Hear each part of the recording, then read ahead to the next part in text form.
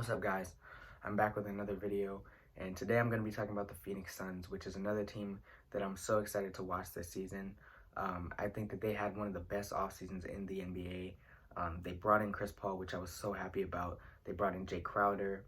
They obviously lost guys like Aaron Baines and Kelly Oubre, but the draft pick that they had, Jalen Smith, I think he's going to be great for them coming off their bench. So I think they're in a great spot right now, and they're I'm just looking forward to watching them expand on what they were building in the Orlando bubble, where they went 8-0. Unfortunately, they missed the playoffs, but I think that kind of helped them, to be honest, because they got a guy in Jalen Smith who was um, definitely one of the best big men in the draft.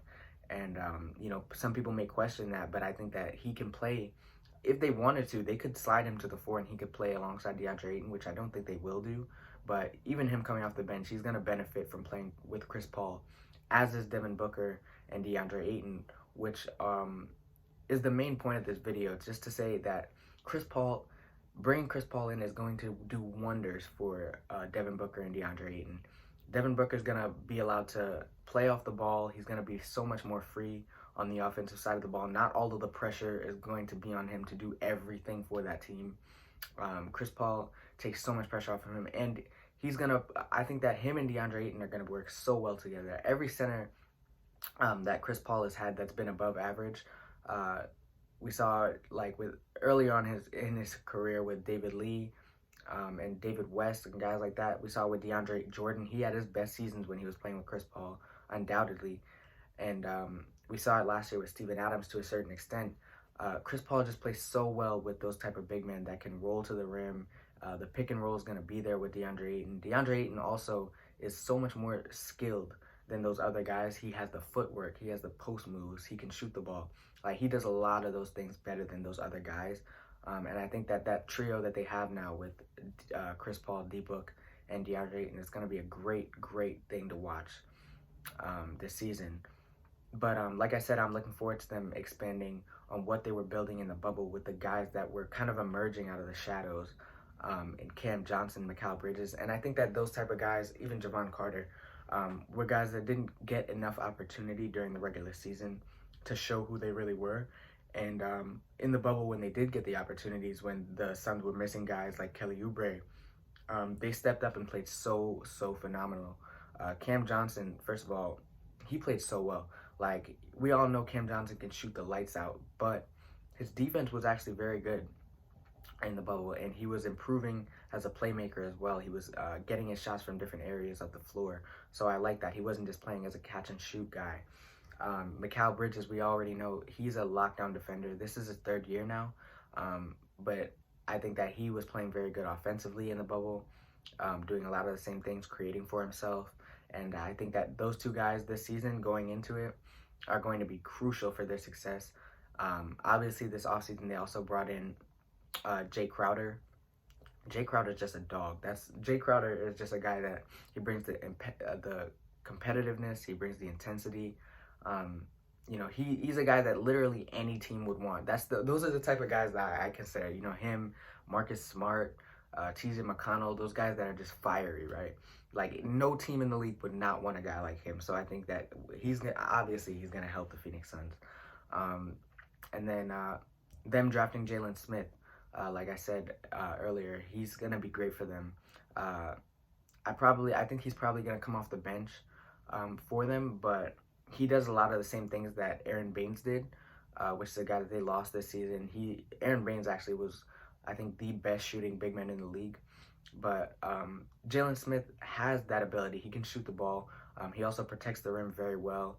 He's quicker than a lot of centers, and he's playing with Chris Paul. And I think that Chris Paul is a guy that makes everyone around him better. So I think that, when they have a guy as talented as Jalen Smith coming in now, I think he's going to improve just right off the bat from playing with Chris Paul. So I think that's great for them. But the thing I love about Phoenix now, also their depth, I didn't mention that they have a lot of good players on their bench. Dario Saric, like I mentioned, Javon Carter. Cam Payne played very well in the bubble also. Frank Kaminsky's still there. Actually, I don't think Frank Kaminsky is there anymore. I'll check that. But I don't think he's there anymore, actually. But, yeah, so they got a lot of guys now. They're such a balanced team now, is what I would say, and they have a coach on the floor now in Chris Paul. But yeah, I was going to say their culture. I love their culture now. You know, they have a front office led by James Jones, who's now the full-time GM.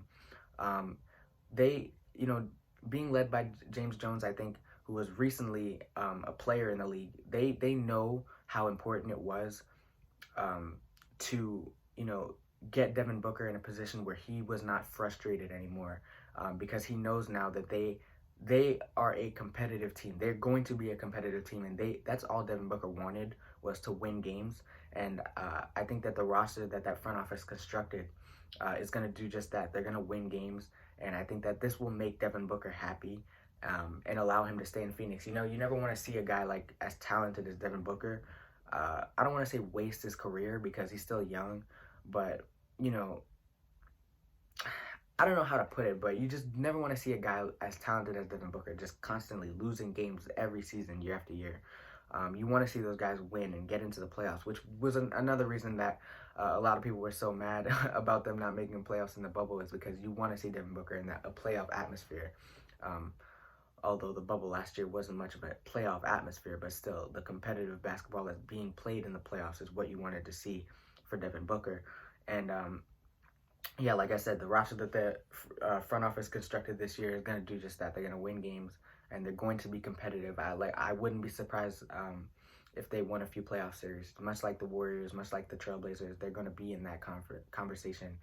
And the coaching staff also Monty Williams is a player's coach, right? Last season there was countless occasions where guys like Devin Booker and Kelly Oubre raved about how much they loved Monty Williams, because he's a basketball mind, number one, but he's so focused on getting the best out of his guys.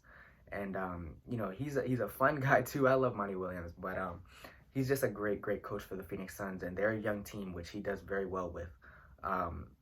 So yeah, they're, like I said, they're just such a balanced team, top to bottom, throughout the organization and throughout their actual roster.